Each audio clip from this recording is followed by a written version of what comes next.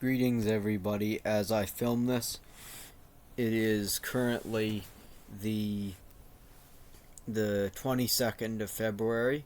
It might be a little bit later when you can see all of this, but that is the time right now.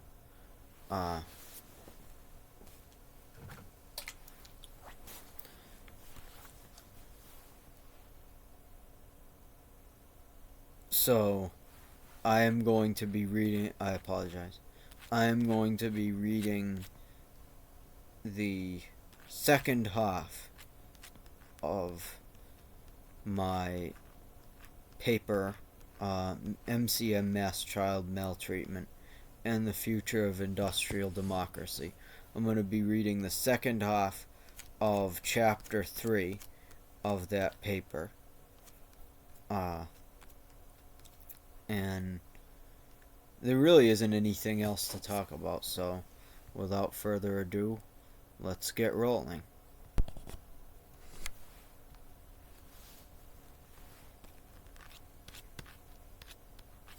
Threat to social stability.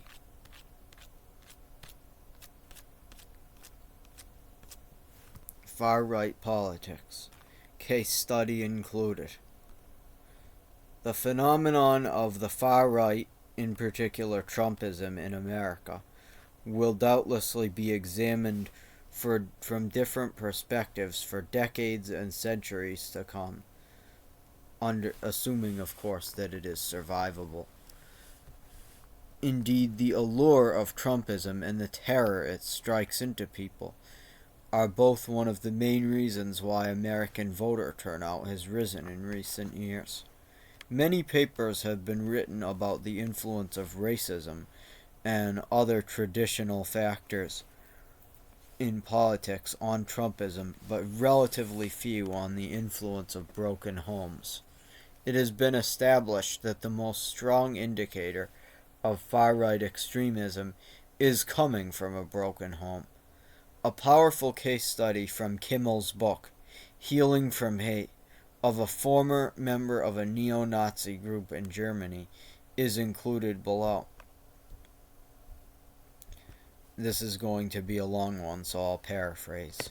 I met Matthias, not his real name, in the back room of an auto parts store that was intentionally concealed. This was in an East German neighborhood. Rows of 5-story houses, graffitied walls, and deserted streets. Nothing pretentious about that area. The only signs on the windows of the biggest facility for de-radicalization in all of Germany were for spark plugs and oil additives, which is just how Exit wants it. The location of their offices is a semi-secret, as previous locations have been attacked and clients have been assaulted as they left the office. Even today, someone peered down both lengths of the street to make sure that I was not followed. Matthias is a short, wiry 34-year-old. He reminds me of Tom Petty, the author. He was from the second generation after World War II and was unsettled about what his generation means. His mother knew exactly what hers was. She repudiated their parents' Nazi-era past, but in one of the worst ways. She was in a hippie commune and was an anarchist, but also had no idea who her son was from tons of promiscuity that would go on there, and made her child miserable. He grew up soon after in a house in Berlin and he was raised by grandparents because his mother was neglectful. His grandfather was an architect and a caring parent, supposedly. Unapologetically pro-Nazi as well. This is the danger right here. When these are the people, when we abdicate this activism, these are the people that take it up. Anyway, he told me not to believe the school books that were critical of the Nazi Party. His grandfather didn't push the ideology, but he sang songs and acted like it was nothing. He didn't know who he was. He eventually joined the skinheads, and he didn't really think much about the ideology, but he fought a lot with them and spent a lot of time partying. Matthias was somewhere around 13, 14, and he wanted to present the other side, air quotes, of the Holocaust. And he went out of his way to attack a Jew that came in to his school.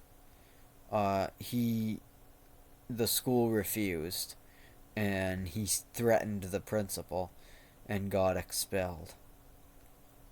Then they notified the police.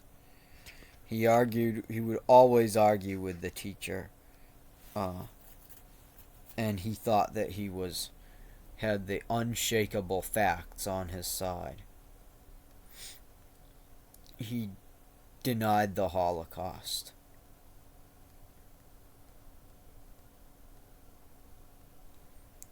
He also had resentful feelings and wanted it to be more successful. So he was a metal worker, and he kept on being part of this movement, reading and participating in it.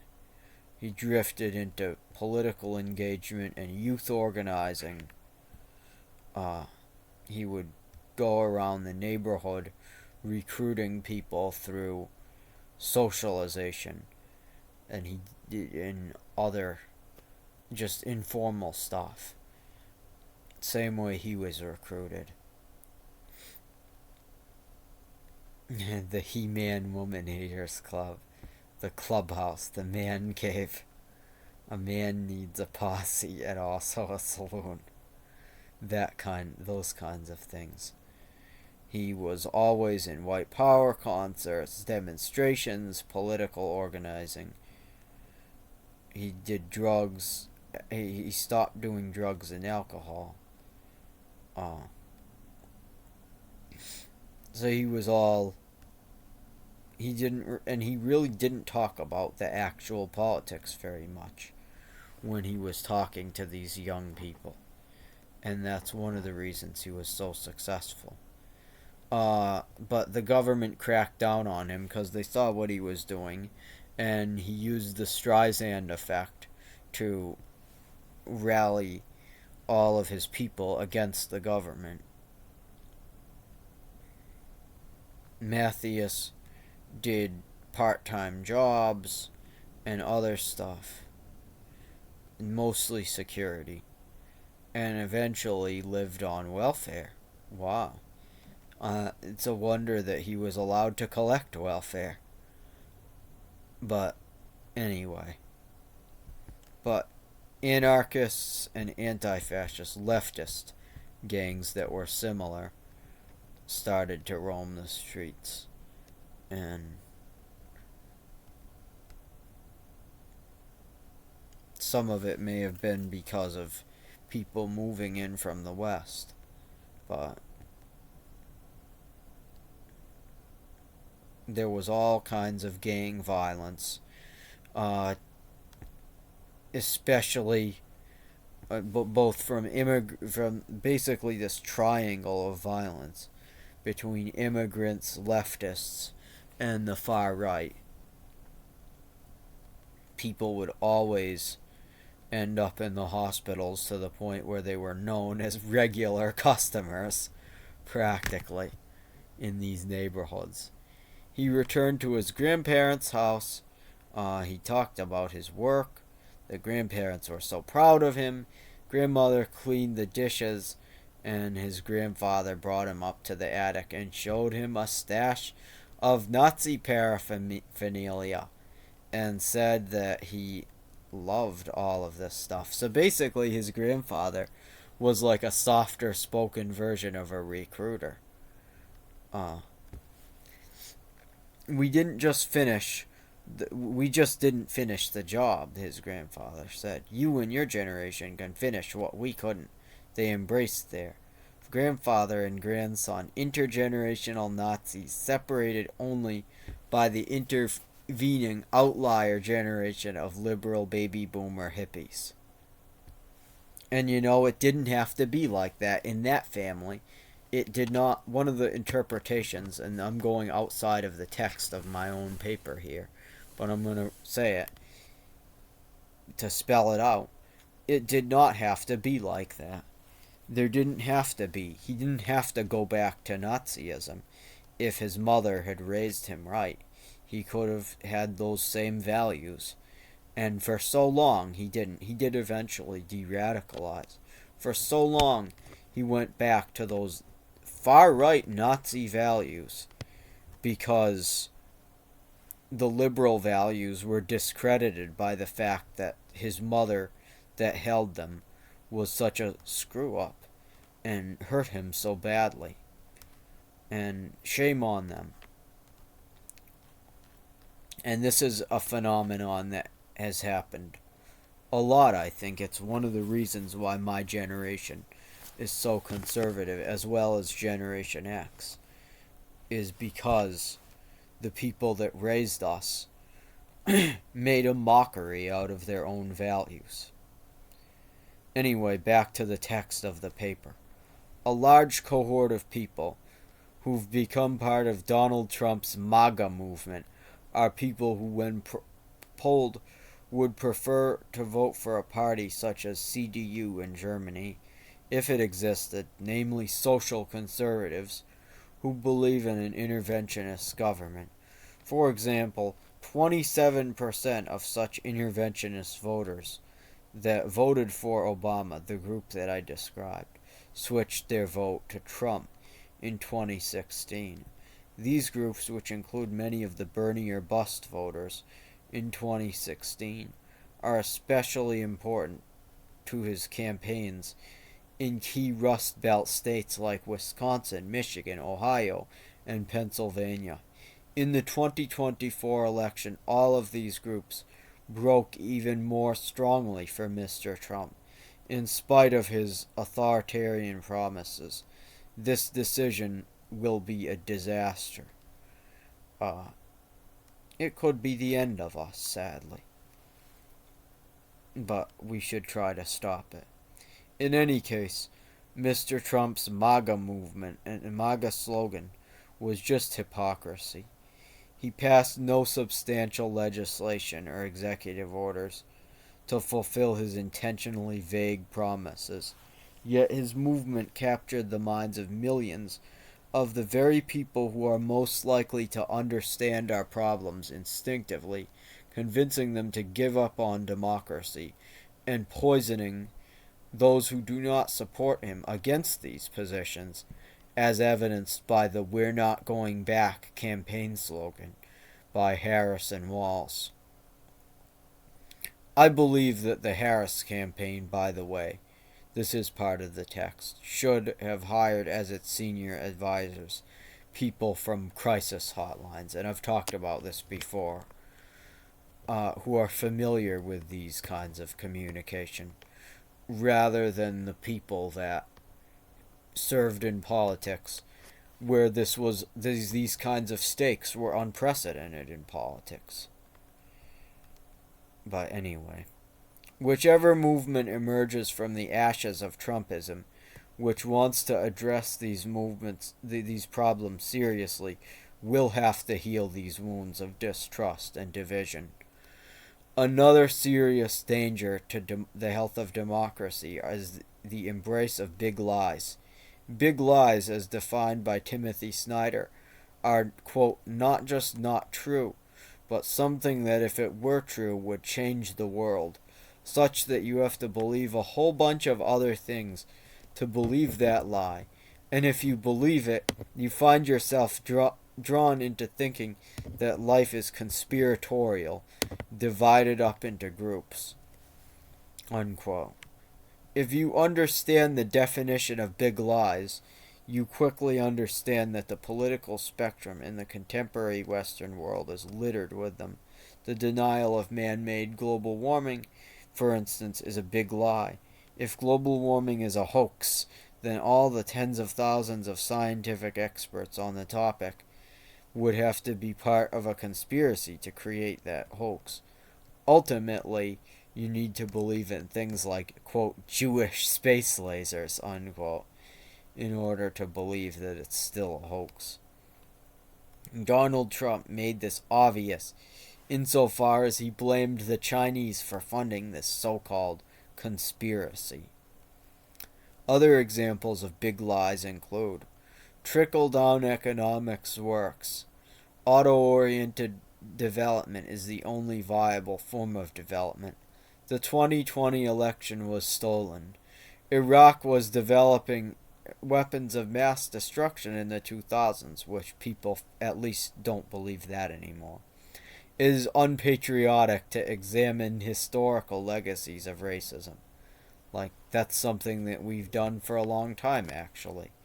The only source of the right's political power is racism. That is a big lie of sorts. This whole paper proves that. Sexual promiscuity has no impact on the safety and health of children. There is no moral complexity to abortion. And it's the economy, stupid. The idea that home life has no influence on public life and the economy, which this paper has shown to be groundless. One thing to note is that as new evidence comes along, legitimate political views can transform into unfalsifiable big lies. For instance, the suburban pattern of development was a legitimate experiment after World War II, and it took several decades for its insolvency to become apparent. As it became apparent in the scientific literature that this style of development was insolvent, which was apparent by the 1970s, the belief that suburban development was the most economically prudent form entrenched itself and became a big lie.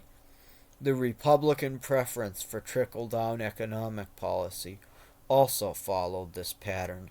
There were legitimate economists, such as Milton Friedman, arguing for deregulation and lower taxes as a successful economic model for the general population.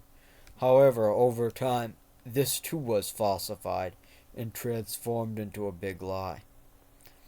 A conclusion that can be drawn from the timeline of big lies is that big lies beget more big lies.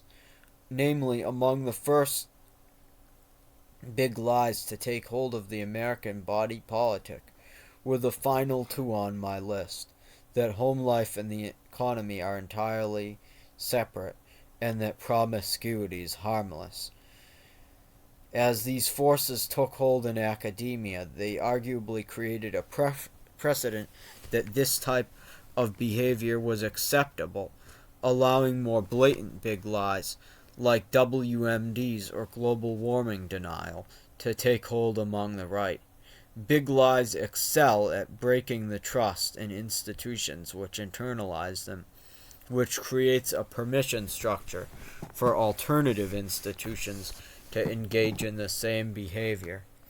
Because decisive longitudinal research into the relationship between promiscuity, for instance, and the outcomes of their children, of the children of parents that engage in it, has not been conducted, there is a plausible deniability to the idea that this phenomenon exists.